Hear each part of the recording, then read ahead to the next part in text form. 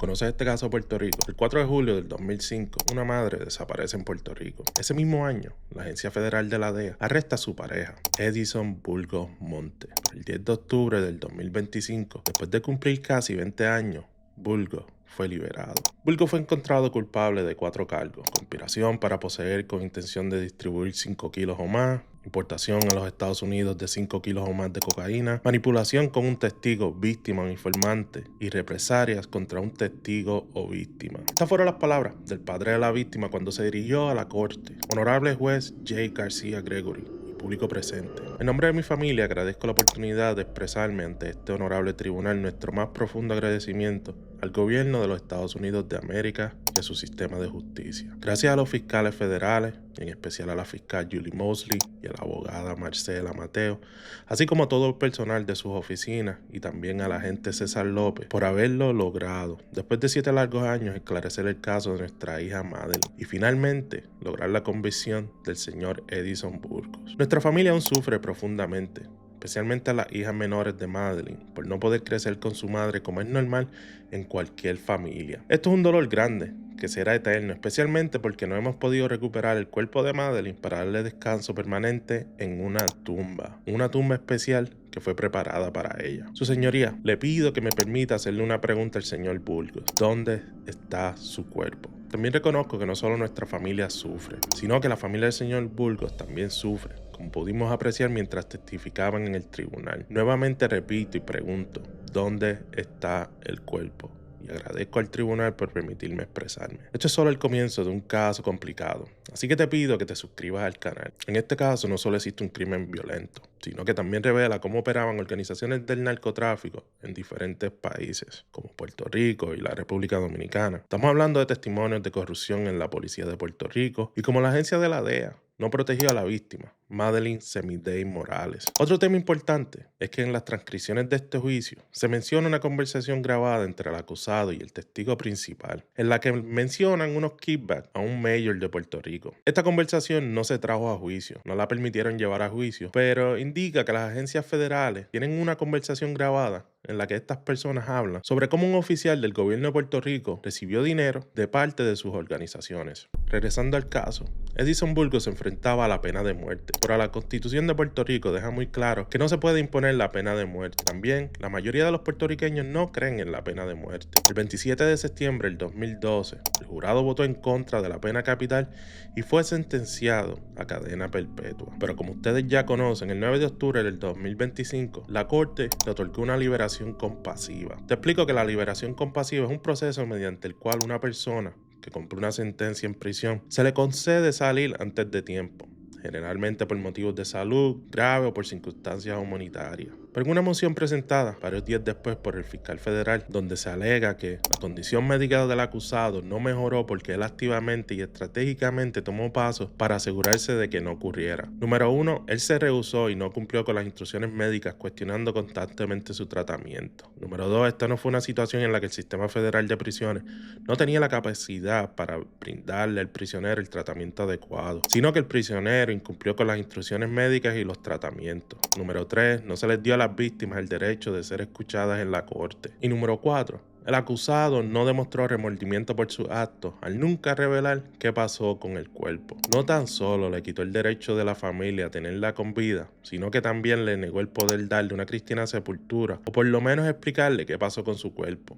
También alega que su comportamiento demuestra la falta de rehabilitación de una persona que se encuentra en la calle desde el 10 de octubre del 2025. Hoy te voy a contar la historia desde el principio, como se contó en la corte. El 2 de julio de 1996, Madeline se casó con su esposo Carlos. Él la había conocido cuando ella salía con su primo, Sammy Robles. Madeline y su esposo tuvieron 3 hijas. Y según testimonios, ella era una excelente madre. Su esposo trabajaba en la refinería, por lo que no pasaba mucho tiempo en casa, dejándole a Madeline el cuidado de las niñas. Los problemas de Madeline comenzaron en 1999, cuando arrestaron a su esposo. A él lo sentenciaron a 57 meses de cárcel por cargos de narcotráfico. Resulta que él pertenecía a una conocida organización de los hermanos Robles, sus primos. Anteriormente te mencioné que Madeline conoció a su esposo cuando salía con uno de los líderes de la organización. Como parte de su trabajo con la organización, él salía en un bote desde la isla con un grupo de personas y se dirigía a unas coordenadas específicas. En este lugar predeterminado, un avión proveniente de Colombia sobrevolaba el área y arrojaba el cargamento. Las personas en el bote lo recogían y lo devolvían a la isla. Cuando lo arrestaron en un indictment que mencionaba a otras 48 personas, los líderes de la organización le pagaron dinero para que se mantuviera callado. Dinero que Madeleine recibió en algún momento cuando su esposo estaba en la cárcel. Después de varios meses, a su esposo le informan que sus primos estaban cooperando. Entonces, él decide cooperar. Cuando le preguntan a Madeleine, ella no estaba de acuerdo por el riesgo que tendrían que asumir la familia. Pero en ese momento, su esposo le recuerda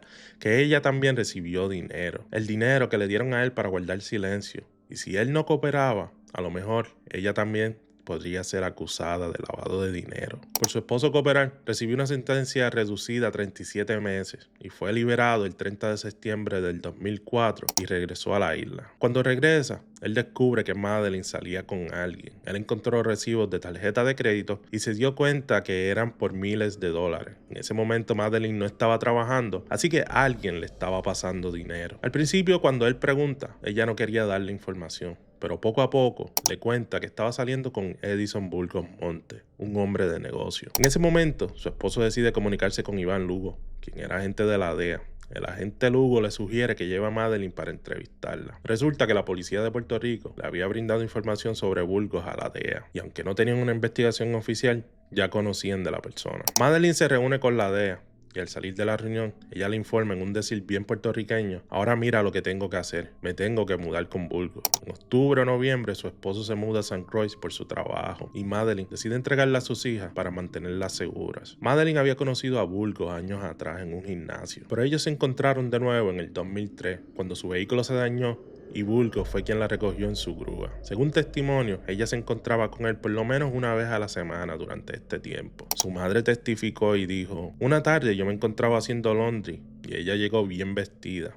Yo le pregunté: ¿para dónde vas tan bonita? A lo que Madeleine le contesta que tenía una reunión con la DEA de Ponce y que debía ir. Ella le explica que su esposo Carlos llamó a la DEA y le dijeron que la llevara. Regresó llorando esa tarde porque tenía que trabajar investigando a Burgos. En una declaración jurada, el agente de la DEA, Víctor Iglesias, informa que desde octubre del 2004 la DEA investiga una organización relacionada con Burgos. La primera entrevista con Madeleine ocurrió el 22 de octubre del 2004 y aproximadamente 3 semanas después, Madeleine obtuvo su número de empleada y empezó a grabar conversaciones. Durante ese tiempo, Madeleine se comunicaba con el agente diariamente por teléfono y se reunía con él por lo menos 2 veces a la semana. Desde noviembre del 2004 hasta junio del 2005, Madeleine grabó al menos 20 conversaciones con Burgos y su coacusado. En una de estas llamadas, Burgos cuenta cómo participó en otro caso en el que una persona perdió la vida. También le comentó a Madeleine que si él encuentra a alguien choteando, le quitaría la vida de una forma cruel. A pesar del riesgo, Madeleine siguió trabajando con la DEA, específicamente en negociaciones para que Burgos le vendiera 10 kilos a 2 agentes encubiertos. La primera reunión ocurrió en el estacionamiento de Kmart de Ponce el 28 de enero del 2005. Ellos quedaron en reunirse dentro de 2 semanas para realizar la transacción. La siguiente reunión se realizó el 10 de febrero del 2005 en el mismo lugar. Ese día Burgos les pide que esperen 15 minutos a lo que buscan los kilos en Ponce, pero nunca regresó. Cuando los agentes lo llaman, él les pide que esperen hasta por la tarde, pero los agentes no quisieron esperar por seguridad. De estas reuniones se presentaron grabaciones de audio y videos tomados por la DEA, pero la venta nunca se realizó. Esto no es todo, porque durante este tiempo, Edison Burgos empieza a sospechar de que Madeleine colaboraba con las agencias federales. Aproximadamente en febrero del 2005, Madeleine le cuenta a su hermana que estaba colaborando con la DEA. Su hermana ya conocía a Burgos, porque Madeleine se lo había presentado cuando visitaron la casa de su hermana en una reunión familiar y anteriormente se habían encontrado en un restaurante. Aparentemente en la calle ya circulaban rumores de que Madeleine estaba cooperando, rumores que le llegaron al esposo de la hermana de Madeleine, por lo que él decide preguntarle a su esposa. Al principio ella no le contestó, pero luego le confirmó los rumores. El cuñado de Madeleine tenía un hermano menor que en ese momento trabajaba para Burgos. Freddy tenía un historial criminal. Durante el juicio, Freddy estaba cumpliendo una condena en los Estados Unidos por crímenes que no tenían relación con el caso. A finales del 2004 y principios del 2005, Freddy trabajaba para el testigo principal del caso, a quien llamaremos el Viejo. En la corte describieron a Freddy como una persona con un bajo nivel intelectual, pero muy hábil con motores y la mecánica en general. Durante su testimonio sale a reducir que como parte de la operación de Burgos y del Viejo, ellos estaban buscando un bote para transportar kilos desde la República Dominicana a Puerto Rico. Ellos decidieron encargarle a Freddy robar un bote pequeño como prueba para ver si podían realizar el trabajo. Freddy se roba el bote de la parquera y lo lleva a Playa Santa en Guánica, de donde llama el viejo y el viejo llama a Burgos para que lo busque en su grúa porque no tenían un trailer. En algún momento el cuñado de Madeleine le había contado a su hermano que ella estaba colaborando con la DEA. Él alegadamente lo hizo porque Freddy estaba trabajando con Burgos y él quería protegerlo. Pero esta información es importante porque cuando Burgos fue a recoger el bote en su grúa, Madeleine estaba en el asiento del pasajero, donde Freddy pudo identificarla. Freddy le contó al viejo que Madeleine estaba colaborando con la DEA y que estaban en problemas. El viejo llama de inmediato a Burgos, quien llega a la pizzería y le pregunta directamente a Freddy. Burgos trató de confirmar la información con el cuñado de Madeleine, pero él no le contesta. Solo le decía que no tenía información. Esto es una declaración jurada de un agente de la DEA. El 29 de junio del 2005, el agente de la DEA, Alexis Cosme, entrevistó a Madeleine Semidey Morales. Madeleine informó a los agentes que su cuñado había hecho una declaración en la que sugería que ella estaba proporcionando información sobre las actividades de narcotráfico de Burgos Montes a las autoridades federales. Madeleine también indicó que en junio del 2005, ella y Burgos fueron a la residencia de su hermana y su cuñado. Mientras se encontraba en la residencia, Burgos confrontó al cuñado de Madeleine en relación con el rumor. Después de que Burgos hablara con su cuñado, le advirtió a Madeleine que si alguna vez descubría que ella proporcionaba información a las autoridades, le quitaría la vida. Burgos amenazó con hacerla desaparecer de la faz de la tierra y que nadie encontraría su cuerpo. Esto indica que la DEA tenía información suficiente para conocer que la vida de Madeleine corría peligro. El 2 de julio del 2005, Madeleine llega a la casa de sus padres.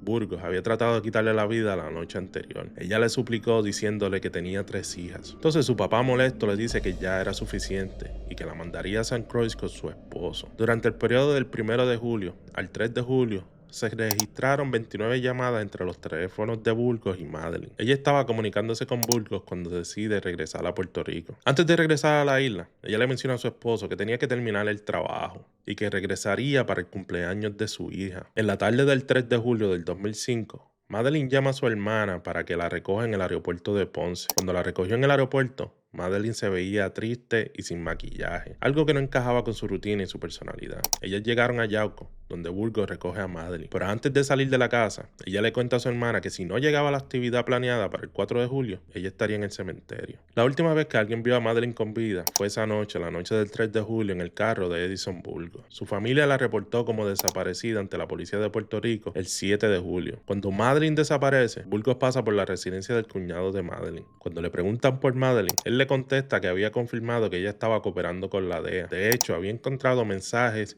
y llamadas en su teléfono. El cuñado testificó que Burgos le dijo que se montara en el vehículo, pero él sabía que si lo hacía, nunca volvería a ver a su familia. Burgos también visitó a su hermano Freddy y le pidió que guardara silencio o tendría que quitarle la vida. Pero eso no es todo. ¿Se acuerdan del viejo? El socio de Burgos. Esta persona se convirtió en el testigo principal y también colaboró con las autoridades. Resulta que el viejo era un agente corrupto de la policía de Puerto Rico. Él trabajaba en un grupo de operaciones especiales y de drogas que también se dedicaban al narcotráfico. Ellos recibían información en la calle y se quedaban con la evidencia cuando les convenía. Pero eso no es todo, porque también recibían dinero a cambio de no presentarse en la corte y los casos en los que ellos participaban se caían. En algún momento él llegó a recibir cerca de $60,000. El viejo conoció a Burgos en la calle, cuando era policía. Ellos tenían un amigo en común y desde ese momento comenzaron a ayudarse el uno al otro. Tenían una buena relación. Cuando el viejo salió de la cárcel, Burgos lo empleó en su compañía de construcción. La razón por la que Burgos no le vendió los kilos a los agentes encubiertos fue porque el viejo le mencionó que estas personas parecían encubiertos.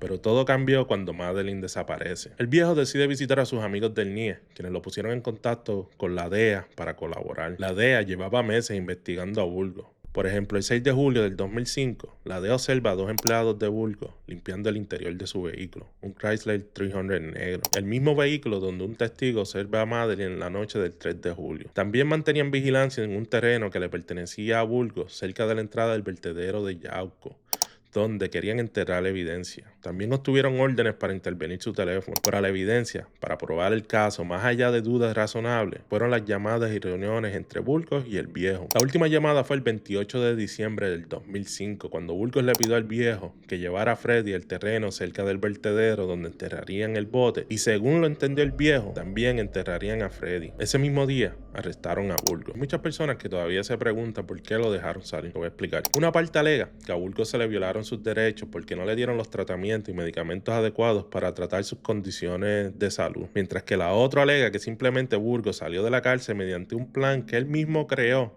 donde constantemente no seguía las instrucciones médicas y no utilizaba el equipo y las instrucciones que se le daban. Lo que les puedo decir es que este hombre cumplió casi 20 años de cárcel. Muchas personas van a estar de acuerdo en que esto es tiempo suficiente y otras personas pensarán que él debería seguir cumpliendo su sentencia. La realidad es que la corte es la única que puede decidir. Lo que les puedo decir es que este hombre tiene alrededor de 55 años. Es una persona joven y este proceso ha sido apelado, así que queda en las manos de la corte. Muchas gracias por apoyar el canal. No se olviden de suscribirse porque esta historia forma parte de las historias ocultas de Puerto Rico.